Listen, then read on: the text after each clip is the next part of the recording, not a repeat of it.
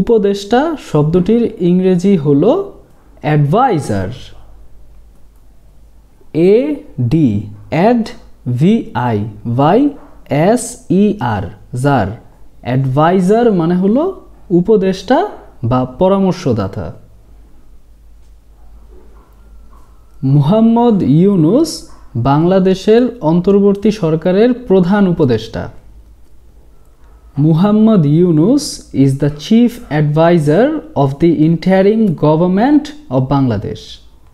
Muhammad Yunus is the chief advisor of the interim government of Bangladesh. প্রধান উপদেষ্টা এই অংশটুকুর ইংরেজি হলো চিফ অ্যাডভাইজার। CHIEF চিফ মানে হলো প্রধান।